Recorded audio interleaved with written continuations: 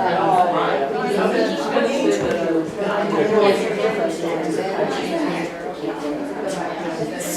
hi everybody.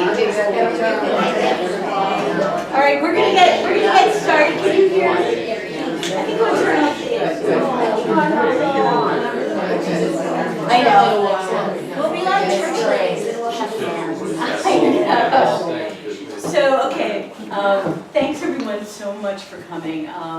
I've been really looking forward to this reading. Kathy and I have been talking about doing this 2 years almost, practically, and I remember this event really well, but I'm so happy to have you here, and welcome to everyone who's never, people who've been here before, people who haven't. I do a lot of live events here, which is like my biggest joy actually, and some film, performance, all kinds of stuff. So if you feel like signing up on the website, and eventually I will update my mailing list, I'd be so happy to include you all. Anyway, let's get started. And and I also invite you to hang out after the reading. Check out the art. There's like 18 different artists in the show, and it's my last blowout show of the season, and I'd be so happy, and of course if you have any questions. And the other thing is, it's not mandatory, but there is a performance donation little thingy over there. And also, Kathy's also got books that are signed for sale after the reading. Okay, without further ado, just a short introduction for somebody who's had quite a full, amazing life. Katherine Power did not set out to be a terrorist. As a student activist, she moved from protesting the war in Viet Nam to waging guerrilla war to overthrow the government. A bank robbery undertaken to finance this revolution resulted in the murder of Boston police officer Walter Schroeder. After fleeing and living as a fugitive for 23 years, she surrendered to authorities in 1993, pled guilty to armed robbery and manslaughter, and served 6 years in prison. She uses her very public inner journey from the politics of rage toward an ever-deepening surrender to explore personal responsibility, the intersection of personal life with history, and how practicing peace in the moment can make peace in the world. Kathy Power's work arises from Buddhist texts and Christian hymns, from a Muslim preacher and Jewish ritual traditions, from the indigenous and the postmodern, from the rhododendron flowers that spoke, and from ancient tales. Her teachers have been monks, nuns, science, texts, therapists, strangers, old friends, old enemies, the flow of water over rock.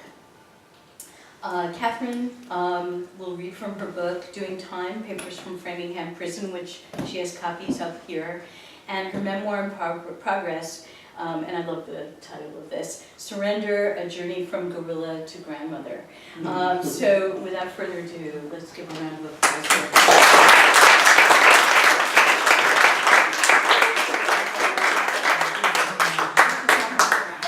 So much, Debbie. Now I'm going to try to project so that you can hear me out there. Okay. Thank you so much, Debbie, for having me. I'm really glad that 2 years ago we cooked up this idea and finally we pulled it off. Me too. So that's a lot. I will be reading from both books today. I'm going to start out with something that just kind of sets the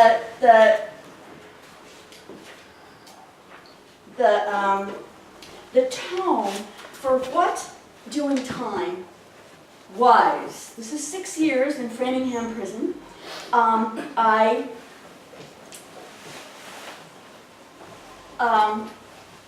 just going to start there. Okay.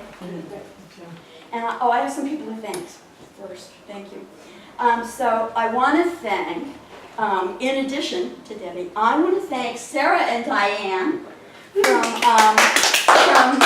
Sir Richard's Landing, and also because of the amazing opportunity that they provided me when they were managing the house that Ilona Grace Smithkin lives in here. I'm so thankful that you came, Ilona. It's so wonderful to have you. Yes, and you know that is a very literary between that house And the landing, that's very deep literary history, including Lorraine Hansberry and Kate Millett. So I wrote here for 2 summers and felt really held and inspired by that atmosphere. Provincetown is a really special place, and that is a really special home in it. So, another place to be. A prison is a place under the sky, a particular spot on the planet with its weather, its wild air and wild light. In the fortress-like pink stone building in downtown Boston, where I was jailed when I first surrendered, my cell looked down on a single city tree 6 stories below. When I was moved to a cell that faced nothing but the slab walls and reflective windows of another wing of the jail, I sat at the wood platform that was bolted to the wall for a desk, looked out at the intense blank blue of the October sky, and wondered how I would survive. At that moment, 2 Canada geese passed, their honking so loud I could hear it through the doubled panes of 2-inch thick security glass. Then they were gone.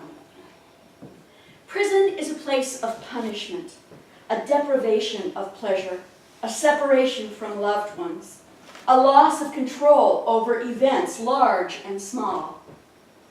It suggests the metaphors of darkness, the underworld, the dark of night, the dark night of the soul, an absence that terrifies with its emptiness.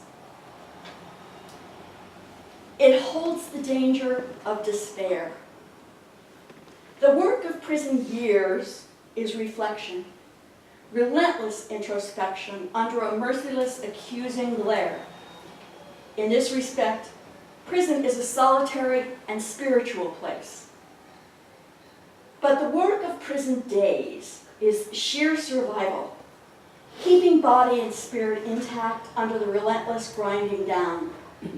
What metaphors do we have for using a toilet in a shared room, for stripping in front of a stranger to prove that you harbor no weapons or drugs, or for not being hugged goodnight by your family? The opposite of despair is not hope. It is getting up out of bed every day. I spent 6 years in the prison world. I grieved, I despaired, I survived, I rejoiced, I was released. And so today I'm going to read a few pieces from this book that are really about graceful survival. Because it isn't just survival, it's graceful survival. And this is what ground down and oppressed people have done together forever. And it uses art, it uses companionship, it uses generosity, it uses comforting one another in our griefs. And so I'm going to read just a few pieces from the prison time to give you a sense. The first one, though, is a poem that, it's a very difficult poem form. And when I was first in prison, I could not make language for the grief of being separated from my son. I was writing, but I could not write about that. I had no words. And I was studying in a poetry workshop, and we studied the form called sestina, which is very constrained, and I said, I could write my grief in that form. So this is a sestina for Jamie. The woman and the boy look back at the years they have spent together, at what she will leave, the river, the sandy am that flows cold from the mountains over its bed of rock, into the wide Willamette, warm in summer, and the sound roof and sturdy walls of their house. Now that they have more or less deserted this house, he only sleeps in it, she plans to return in some years. Now that she will not plan their summer around work whose reward is to lifeguard at the river, now that she is walled behind an official sort of rock, and he has come to find the water uninvitingly cold. He remembers her, holding back, afraid of the cold water, reading instead on the boat dock how the house, a few hours each day, got painted, and the rock cliff with its rope where for years his friends had swung out over the river into the deep pools of summer. She remembers him in the freedom of summer, and his friends, teeth chattering from the cold plunge into the green flow of the June river, when he alone could coax her from the house where she hid out from what, for years, he did not know. Their life was like the rock walls of the Santiam Canyon, he thought. Rock, river, mother, sun, swimming, living for the summer. She thought they had all the years of their lives to buy pizza and cold drinks for his friends, pay for painting the house when they swam too well to need her at the river.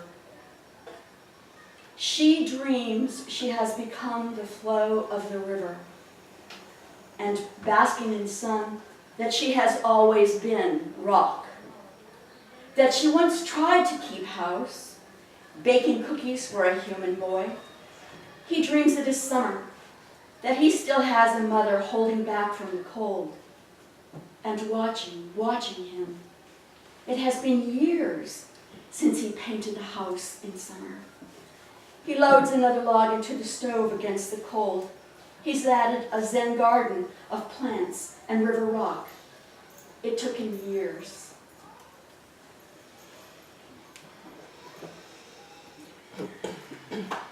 And now I'm going to read another expression of something that feels so extreme in the experience of prison that only poetry can hold it. And after that, we're going to lighten up. Day 400 of the rule, no sitting on the grass. In the camps, they will tell you, no one stays hungry forever. Sooner or later, you stop desiring, then feeling, believing. Starvation sets in, and if cool green grass by magic appeared, so what your tired shoulders would shrug. You would mill around the packed dirt, hollow-eyed. Someday, will you lead me to the river's edge?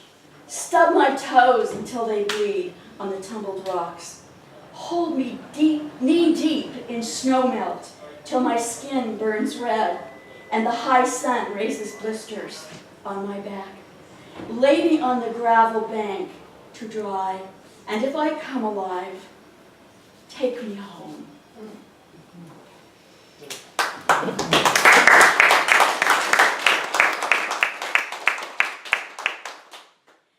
Now, it's kind of a public story that I suffered from depression for a lot of my life, and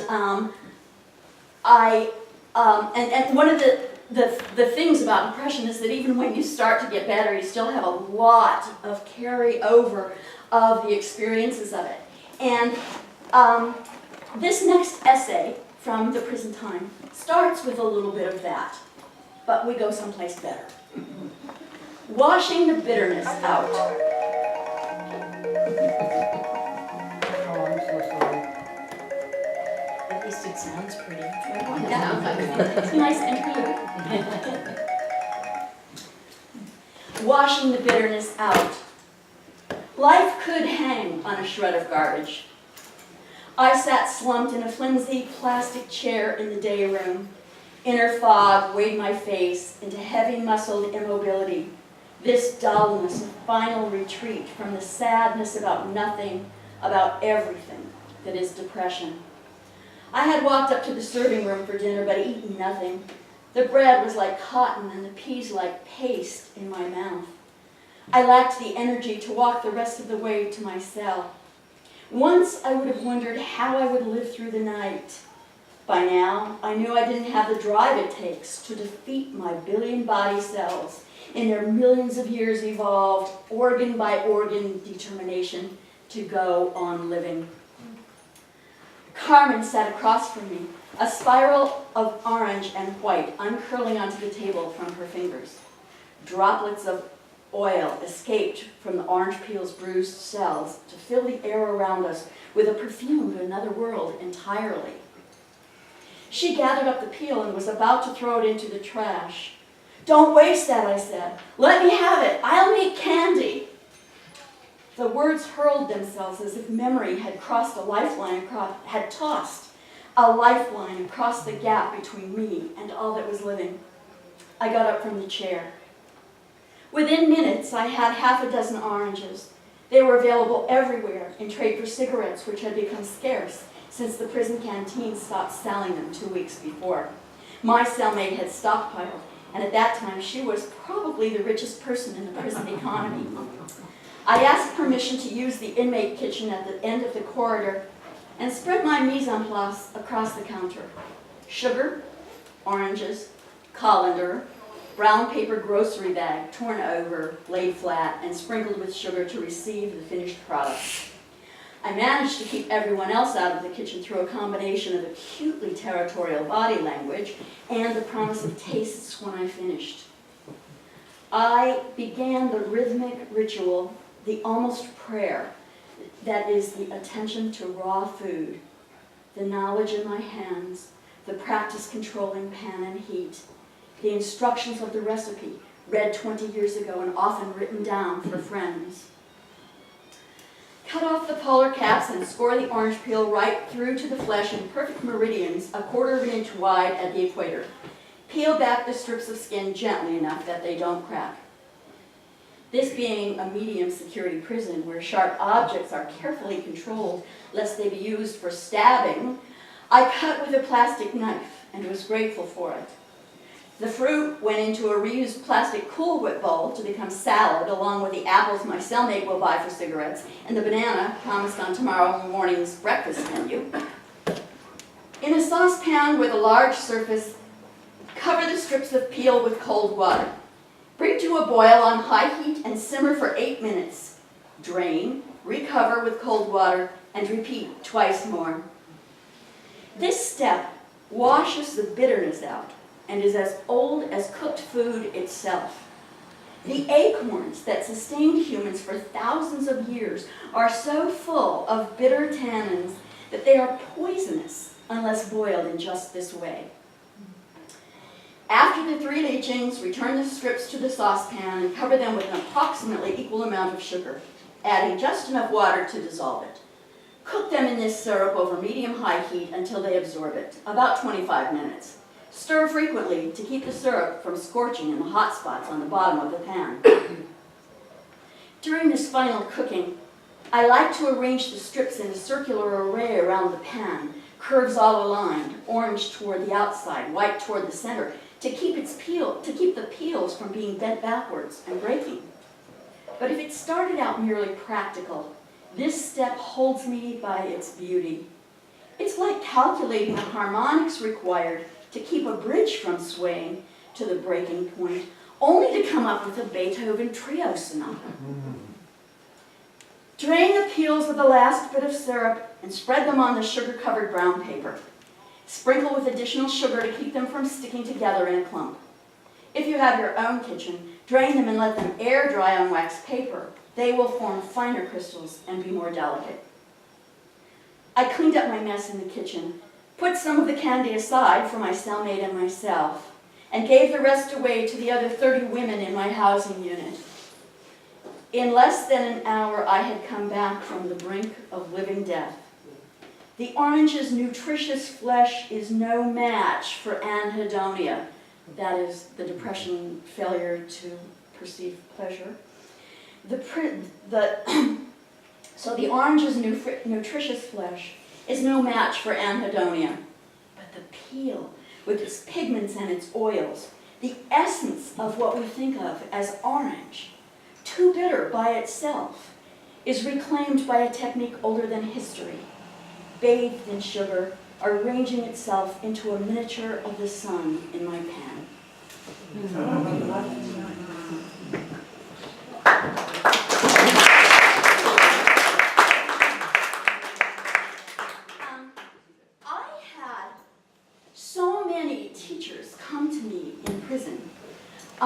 You heard a little bit from Debbie about some of the things I've been taught by, like rhododendrons who spoke to me, and water running over the rocks, and people, teachers of every kind. And I want to talk about two of the most important things, kind of foundational things, that I learned from two of my teachers. One is Maddie Klein, who's now a friend. She came in to teach yoga and meditation. They had some extra money left over from a drug treatment program, and they just said, okay, we're going to use it for the general population. Well, that lasted for a while until the story was on the front page of the Boston Globe, and then people said, oh, yoga for cons, too soft, and the program was wiped out. I watched people's lives be changed in their first 5 minutes of mindfulness. And I thought, well, what can you do? We also kept a journal of our emotions during the period of that workshop. And this was a time when my son was he was in high school. Terrible, terrible time. I didn't know what was up with him. I was very frightened. And I wrote every day, I hate this. I hate this. I hate this on my journal. And Maddie looked at my journal on the calendar, and she just looked and she said, notice aversion. And I thought, well, I guess I was primed for that profound piece of wisdom. And later on, the filmmaker Mickey Lemley, who has made the film of the Dalai Lama's life, and most recently the Dalai Lama's Last Will and Testament movie, and also Ram Dass, and also the astronauts who came back having mystical experiences after going around the moon. So he had come to visit me from Ram Dass, and Ram Dass had a plan. He's such a teacher, and he was going to teach us how to age consciously. That was his piece now in his life. And he had a stroke. In his words, he was stroked. And it was catastrophic. He lost a great deal of his capacity. And Mickey had gone to visit him. And Mickey had made the Ram Dass film. And he said, Ram Dass, how is this? This is not what you thought your old age would be. And Ram Dass said to Mickey, who came and said it to me in the prison, if I compare this to what I thought my old age would be, I only increase my suffering. What I learned from my direct experience in prison is that there's no joy or happiness that I couldn't destroy by comparing it to what it's not. And that gave rise for me to the practice of gratitude for absolutely everything. And this next piece is just a journal entry from my prison time, and I think it speaks to that idea a little bit. The garden is like something in a refugee camp. The hodgepodge of seeds brought by well-meaning helpers who don't know about the sandy soil. The lack of tools, the difficulty with water, the poor germination, the ants, the aphids. It's not so much about food, calories, and nutrients, as about the idea of food, the memory of food, the promise of food. The green and wax beans the other night were beautiful, but maybe I am just defeated, worn out by what it takes to keep memory of the free world, where you buy your own seeds and save them from year to year, or get Sicilian garlic cloves from your friend's immigrant in-laws in Cleveland. Sometimes it all just seems to be too lean to give an abundant outcome, no matter how I juggle. Maybe I'm just being ungrateful. Or maybe I am being grateful. Grateful for the pitiful little we have, seeing it clearly without denial or romanticizing, taking in the green beans, the chance to walk barefoot on the dirt, to squat in sunlight and dig with rocks and sticks, to feel defeated one day, surprised, and even delighted the next, when 3 teensy cucumbers show themselves behind the first female flowers. The garden was a project of the Recreation Department, and it really ebbed and flowed with the attitude toward what was too much punishment over the years. So for 3 of the years that I was there, it was active, and then the next year it wasn't. And we used to haul water in buckets because they wouldn't let us have the hose because it was a security problem. And we had really sandy soil, and we would do things like we would terrace, and we would like pour from one corner of a garden plot. Several inmates would share one garden plot, and there were several plots. And we would just pour, and I was so in touch with what humans have done all of our entire time as beings on this planet. We have dug with dirt and rocks, and we have made terraces, and we have hauled water, and we've worked together, and we've noticed what was growing and what was new and what we might do with it. So this next piece I'm going to read is called Half Wild, and it's another piece about the garden because the garden was such a life-giving but also teaching part of my prison experience. Each summer, we were supposed to clean up our garden spot on the last weekend in October to tidy things up before the seasonal rule, "don't go in the garden space," was made explicit. But things don't stop growing just because the gardens say don't go in the garden space. They have a life of their own. I said I would do it, and I did. But instead of tearing out everything and putting it in garbage bags in the dumpster by the clinic door, I bent the radishes, lettuce, and tomatoes over and suggested that they reseed themselves. I cracked open the late-season watermelons and the cantaloupes we had grown from seeds smuggled out of the central kitchen garbage and loosed their seeds in the dirt at the edge of the plowed ground, then kissed it all goodbye and waited to see what would happen. Next May, the Recreation Department somehow failed to rent a rototiller, so the square of ground was never turned wholesale. Instead, we had to dig the individual plots by hand, sometimes with a shovel, sometimes squatting with nothing but rocks and sticks.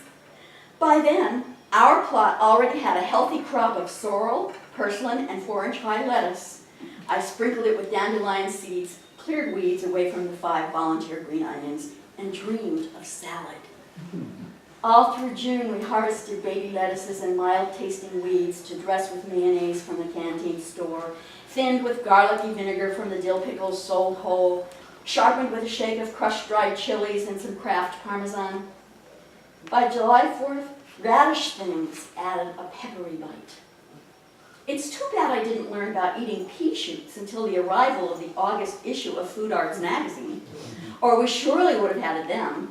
The poor quality seeds in the sandy sloping ground kept the pea plants from ever growing more than 8 or 10 inches tall, and we had simply written them off. This whole thing is one long meditation in allowing yourself to be bent by whatever winds blow. Everything living on this planet got here just this way. So, now I want to talk a little bit about the other part of prison work, the solitary introspection.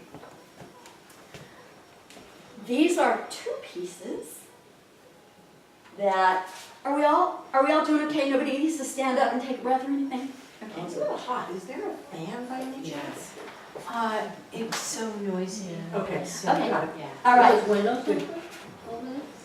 Here, we'll film this. Thank you. Rose. Here you go. I learned this from the Black Chief of Church folks. wow. Yeah, they are very good at it. Impressive, isn't it? Look at that.